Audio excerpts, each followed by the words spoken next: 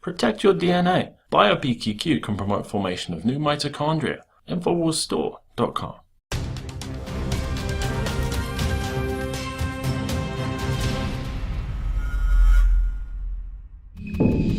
Cuba move comes as Russia tries to revive ties to Havana. President Obama's surprise economic and diplomatic opening to Cuba Wednesday comes at a time when Vladimir Putin's Russia has been trying to revive Moscow's once close ties to the Castro regime, a longtime ally of the Soviet Union during the Cold War.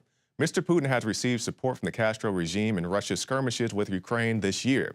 But with Russia's economy cratering this week, Cuba appears to be looking elsewhere for more stable economic support, experts say.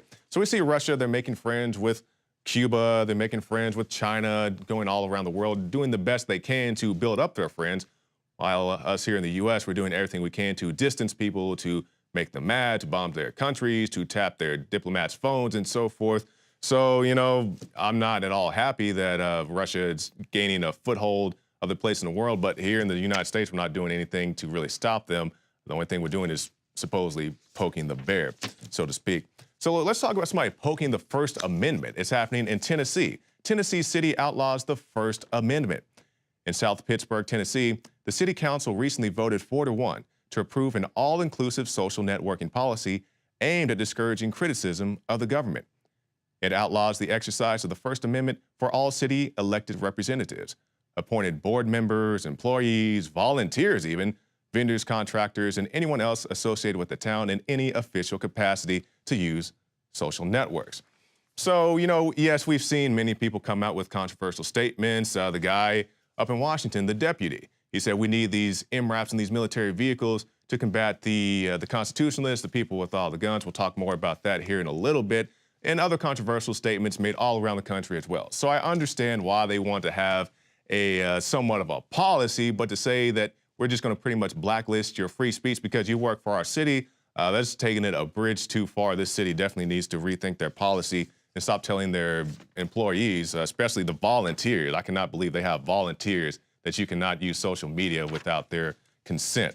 Completely ridiculous. And something else is completely ridiculous. California and the paramilitary training that's going on out there. And it says California Highway Patrol describes itself as a paramilitary organization. And this is a great article by Paul Joseph Watson, but let's hit the bullet points.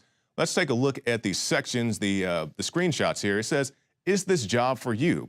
Are you willing to work in a paramilitary organization operating under structured chain of command? So that's what they're telling you right there. This is a paramilitary organization. Do you have all the skills? Do you have what it takes? It's not, the blue uniforms and walking around and buying the kids ice cream cones. No, are you ready to do whatever it takes? Are you ready to use military tactics on people in your own neighborhood? Let's continue here. California Highway Patrol is often described as paramilitary department. They said, yes, that's true. Okay, and also going down, it says recruiting America's best to be California's finest. Former military personnel easily fit into CHP's workforce and adapt well to our paramilitary work environment. And it says you can use your former military skills to help promote you through the CHP ranks.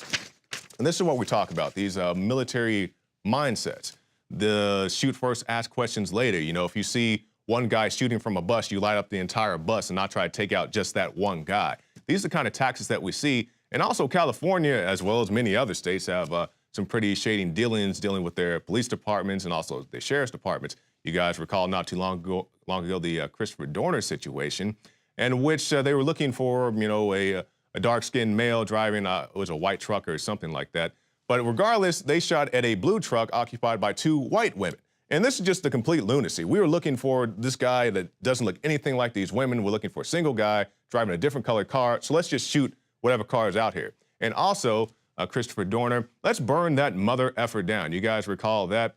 So Christopher Dorner is supposedly in the cabin and he has some hostages. And you can hear the guys on the radio, the police, the sheriffs, whoever they were, saying, get the gas, burn that mother effer down. And then they come out on mainstream media and they say, talking to the FBI guy, well, what do you make of this? What do you make of these claims that this guy made? He said, well, I'm not exactly sure what context they were talking about.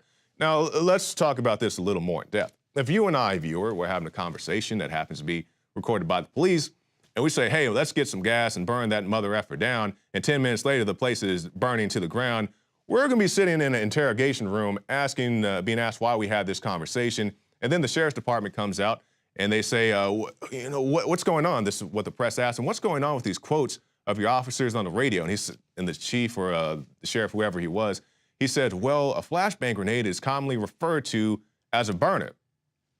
Okay, you can call it a rainbow if you want to, but that doesn't explain get the gas, and burn the mother effer down.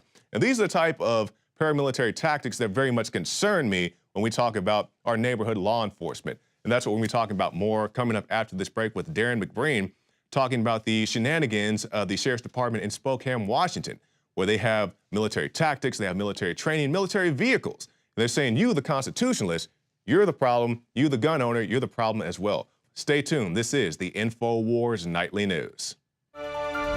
Sold out for weeks due to the difficult and extensive proprietary process behind its creation, the exclusive Infowars Life Secret 12 formulation is now back in stock in the last limited shipment of 2014. The most bioactive form that has been created with our proprietary process. This ultra-clean vitamin B12 nutraceutical has been carefully crafted and developed over the last 2 years and is based on cellular science of how your body actively absorbs essential nutrients. Secret 12 is taken by mouth, right on the tongue, and then swallowed. No needles, no injections. Vitamin B12 deficiency is linked to scores of serious problems. And Secret 12 is a fusion of 2 organic proprietary forms of vitamin B12, bringing you a true nutraceutical quality vitamin B12. Secret 12. Secret 12 is an excellent Christmas gift and is tailor-made to boost your New Year's resolutions. Supplies of Secret 12 are very limited. Secure yours today at InfoWarsLife.com or by calling toll-free 888-253-3139.